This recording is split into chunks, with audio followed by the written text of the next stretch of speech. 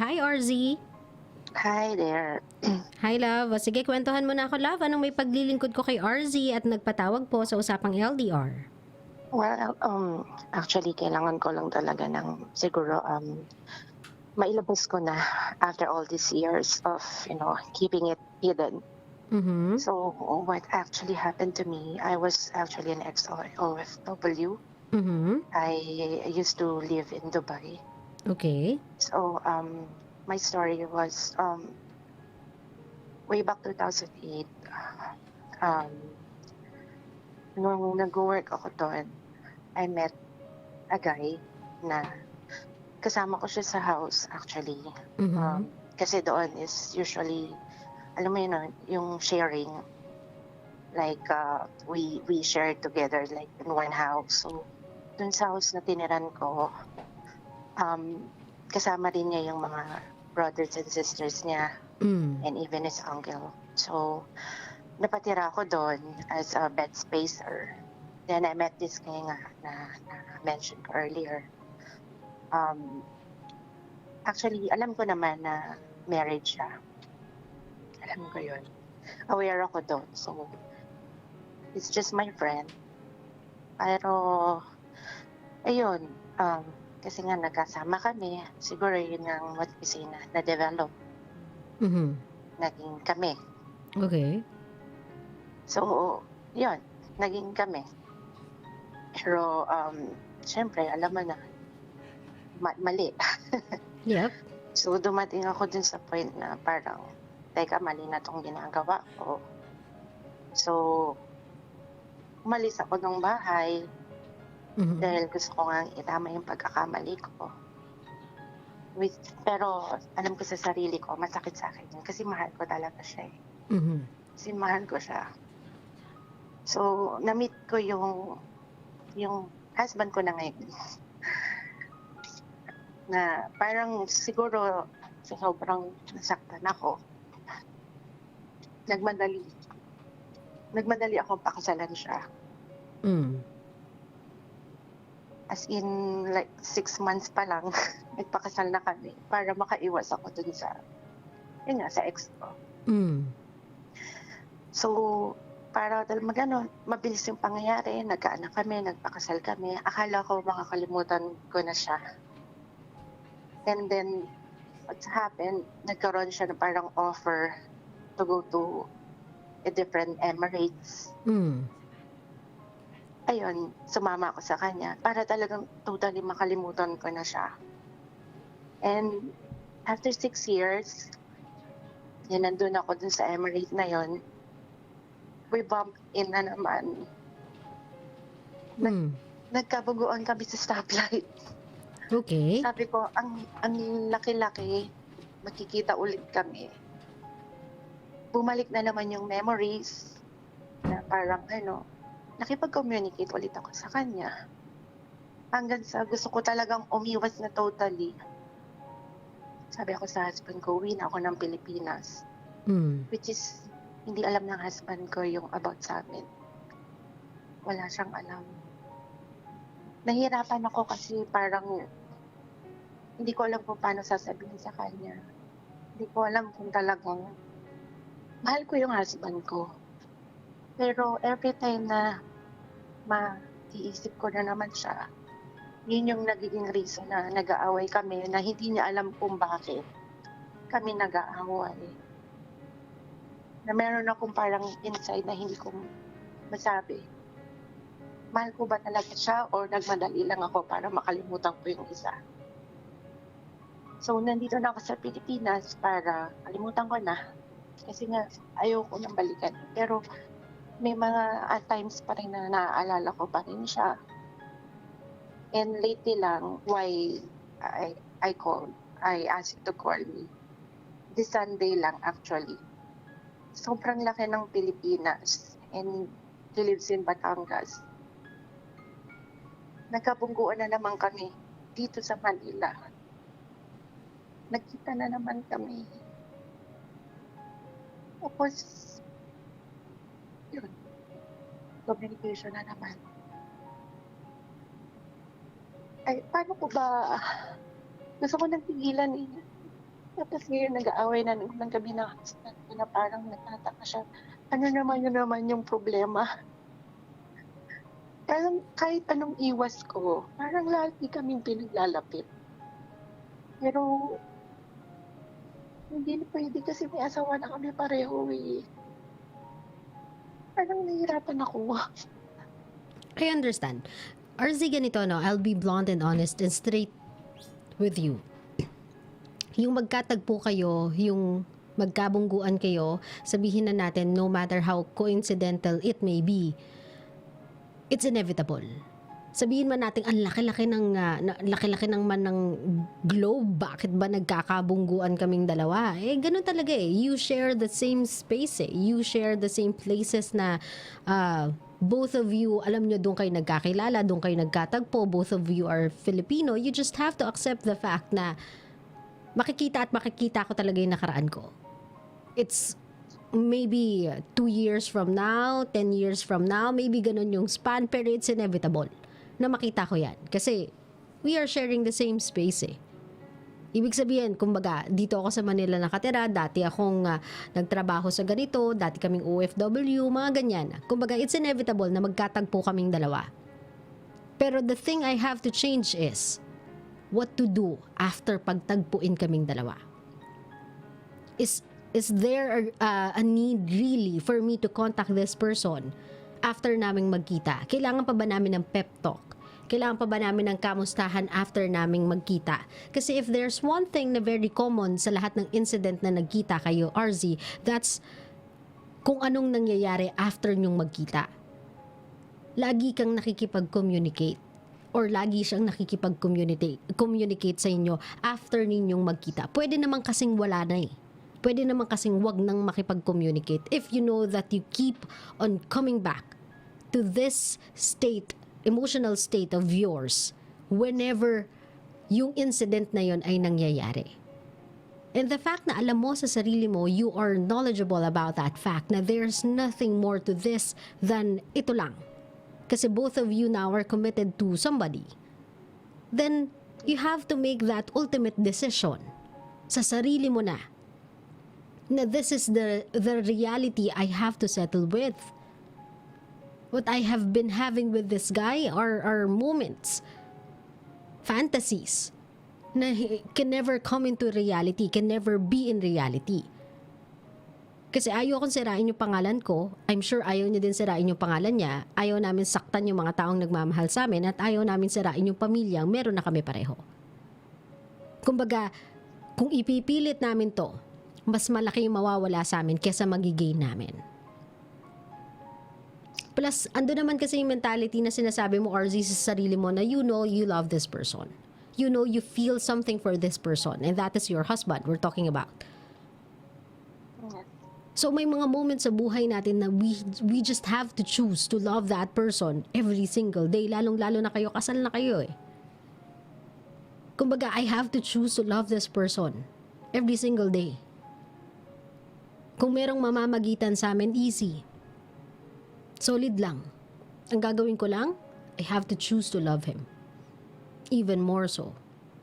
Habang lalo kaming sinusubok, lalo kong paiigtingin yung idea and yung mindset na mamahalin ko tong lalaking to. Tandaan mo na lang, RZ, look at it this way. Even without him knowing, he saved you from committing a mistake. He saved you from a relationship wherein ikaw lang ang lugi. He saved you from making a fool out of yourself by falling in love with a married man.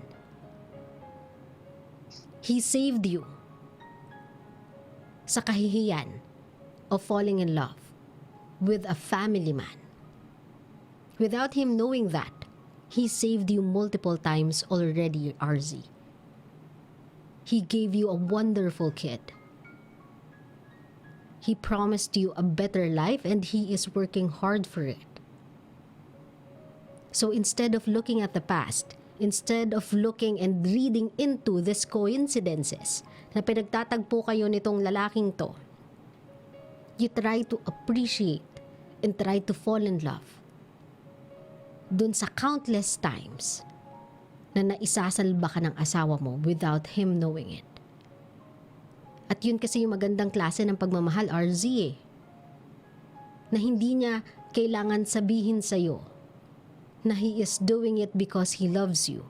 Nararamdaman mo na lang. Kasi alam mo yung ginagawa niya sa'yo ay genuine. It wasn't forced. It wasn't asked for. It was genuine. It has always been genuine. Yung pagsalba niya sa'yo ng paulit-ulit, matik lang yun sa kanya, innate lang yun sa kanya kasi mahal ka talaga niya. And instead of taking it out on you, dahil lagi na lang kayong may pag-aaway quote-unquote, he's asking you, ano bang problema? Ano na naman bang problema? It's because he wants to fix it. Kasi andun yung mentality niya na everything can be fixed. I can fix everything. Because I love this girl, I can fix everything for her. Pinakasalan ka nga within 6 months eh. Ganon siya ka-sure. So, sabihin man natin itong nakaraan ninyo ay hindi matatapalan. Itong memories that you've shared with this guy is so amazing and you don't think it can ever happen again ay hindi malilimutan or hindi matatapalan. Yes, siguro nga hindi. Pero you can always choose your path, love eh. You can always choose this person and who knows? Baka sa pagkakataong inilagay mo sa mindset mo, ginol mo sa utak mo na I'm gonna love this person and I'm gonna choose on loving this person from this day forward. Baka kamukat-mukat mo, gumawa siya ng isang bagay na tatapal sa memories na ginawa ninyong dalawa. You just have to give him a chance to do that. Sabi ko nga sa'yo, hindi mo maiiwasan yung pagkikita ninyong dalawa nung ex mong yon. Yun, di natin yun makokontrol. It's out of our hands. Pero do not read into that na parang, ay, tinatadhana talaga kami para sa isa't isa. Pinagtatagpo talaga yung landas namin kahit saan ako magpunta. Sometimes wala talaga yung meaning. Instead of looking at it as tadhana, na pinagtatagpo kayo kasi you guys are meant to be, you look at it as temptation. Tinitempt kang magkamali. What you need to do is refuse. Battle that temptation so that hindi ka mag-fall into committing a sin and a mistake. Kumbaga, sa kwento ng Eva at Adan, isipin mo na lang, siya yung ahas. Pinapaulit-ulit niyang tinitempt yan hanggang kagatin mo yan, RZ. You just always have to choose not to bite. Stop biting. Hindi porke tinitempt ka, magja-jump in ka. Kasi ang ending pareho pa rin lang naman eh. Unless, willing kang mawalan ng pamilya. Are you willing to lose your family, love? Ayoko, syempre. I know. Ko rin, syempre, yung pamilya ko. I know you do. So you just have to stop biting, RZ. The temptation, you have to fight it. Don't look at him as, or don't look at the moments na pinagtatagpo kayo as tadhana na sinasabing meant to be kayo. Look at that as temptation. Tinitempt akong magkamali, tinitempt akong magkaroon ng sala. Ang kailangan ko lang piliin ay yung pamilya ko over and over and over again. Kasi nakasama ako nitong lalaking to sa high time ko eh. Sa best time ko, sa masaya ako, wala akong problema. Kumbaga, he had me at my best. But this guy loved me at my worst. Ito, minahal ako, tinanggap ako with open arms, na in love pa siya sa akin. Even sa pinakasadlak na pakiramdam ko sa sarili ko, minahal niya ako ng buong buo. He promised to make me happy. And he's doing everything in his power to make it happen. So all I have to do is focus on it. Ifo-focus ko yung sarili ko sa kung ano yung ginagawa para sa akin ng lalaking to nang makita ko na itong lalaking to ilang beses akong pinaglaban. Ilang beses ako pinili. Pinapangakuan akong hindi bibitawan. Yung lalaking yon, never akong kayang ipaglaban. Never niya akong kayang piliin. At lagi niya lang akong iiwan. So you got the difference now? Yes. I'm sure you are confused, RZ, and I'm sure it's gonna be hard for you to resist. Pero ang tawag kasi natin dito ay self-control na eh. And no one can help you do that but yourself. I can't always be by your side to remind you, RZ, wag, RZ, wag, RZ, wag.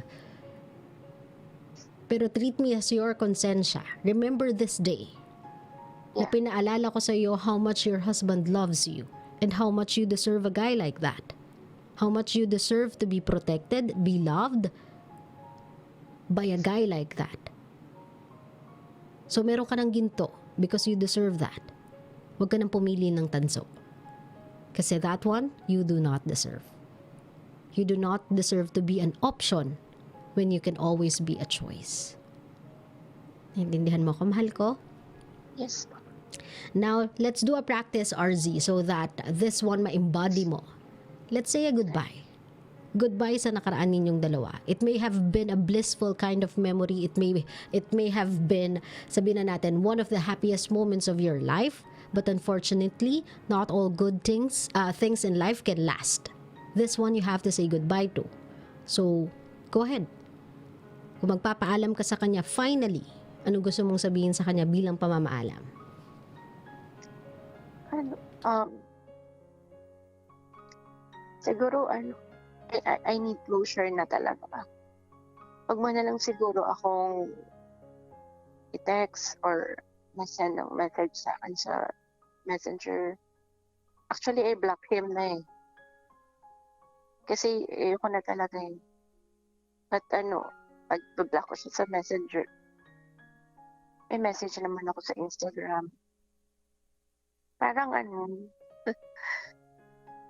it's finding a way. Pero, minsan, unblock ko rin. Parang, naguluhan ako kasi parang after all these years, ito na naman. Sana wag mo na akong, patahimikin mo na lang ako. Kasi ayaw ko rin na magulong family. Okay na ako eh. Nakalimutan na kita eh. Kaso, nag-initiate ka na naman. Patahimikin mo na lang ako. Kung mahal mo ko, minahal mo ko, it's sana gusto mo makita mo, tahimik na yung buhay ko. Okay na ako. Thank you kasi nakilala kita. Pero mas masaya ako ngayon kasi kompleto pamilya ko. Huwag mo na rin akong guluhin. Yun lang. Now, what's your message to the man who made you feel like you are a woman? To the man who keeps on choosing you? Sa lalaking nagbigay sa iyo ng wonderful kid, sa lalaking nagpapangako sa iyo ng magandang buhay. Anong gusto mong sabihin dito sa asawa mo? Salamat kasi kahit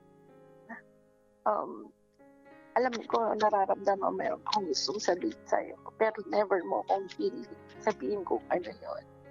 Iniintindi mo pa rin ako. Alam, kahit kasalanan ko, ikaw pa rin yung gumagawa ng way. Sorry kung hindi ko nakikita lahat ng mga efforts mo. Sana from today, mangangako na talaga ako na tapos na maayos na lahat para sa atin, para sa mga anak natin. Kasi ito yung pinili kong makasama. Sorry kung hindi ko makalimutan yung past. Yun lang, DJ.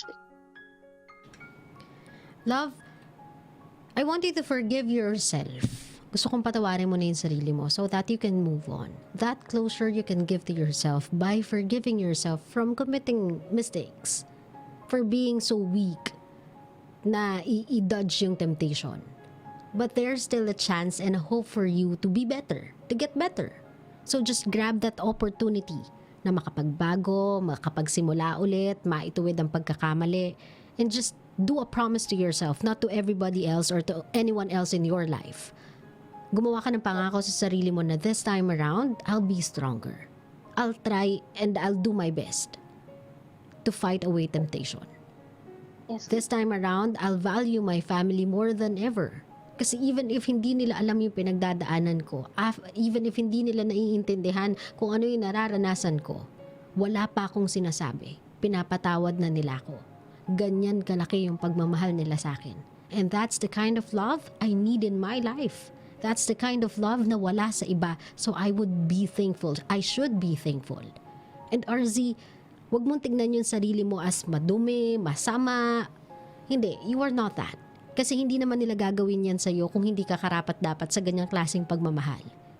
So give yourself a tap on the back for having to sustain or to make people like that stay in your life. Ibig sabihin, you are giving them reasons to stay. So, start a new love. Magsimula ka lang ulit. Magsimula ka lang uli ng bago.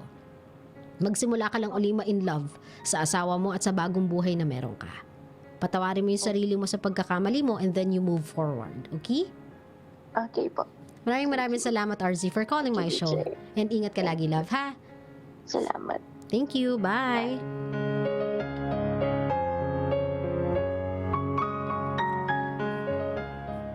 Kabisyo, dito yung sinasabi nilang tao lang tayo, nagkakamali. Yes, naiintindihan ko naman yun. Nagkakamali naman tayo. But you have to choose to do the right things after realizing that you've done a mistake. Or you have committed a mistake. Kailangan mong piliing ituwid yun. Kailangan mong piliing gawin yung tama.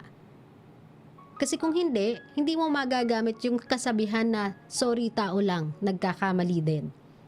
Kasi hindi mo kayang ituwid eh. You know what's wrong. Then most probably, you know what's best. And you know what to do in order to set things right. So piliin mong maituwid yung pagkakamali mo. Do not stay there sa wrong side, sa maling side. Just because kaya mo namang mag-get away with the saying, tao lang ako, nagkakamali. Mahina ako. No, you're not.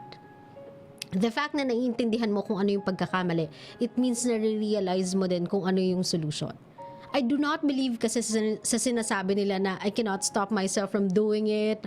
I don't know why, pero hindi ko makontrol yung sarili ko. So, sinong kukontrol sa'yo? Sinong kayang makakontrol sa'yo kung ikaw mismo hindi mo makontrol yung sarili mo? Kung ako yung sinasabihan mo na I cannot stop myself from loving you, hindi ko makontrol yung sarili ko, baka tanungin ko pa sa'yo yan eh.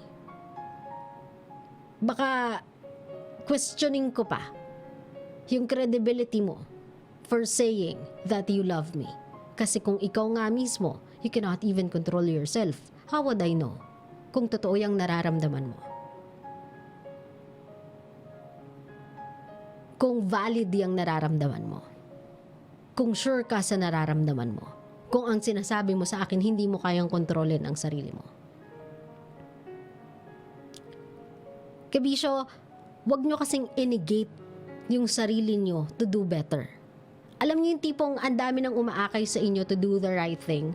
Ang dami nang sumusuporta sa inyo para gawin kung ano yung tama, gawin kung ano yung nararapat, gawin kung ano yung mas makabubuti sa inyo. Inaakay na kayo, kabisyo. Pero ang sinasabi nyo pa, hindi ko kaya. Hindi ko alam kung kaya ko ba to. Come on.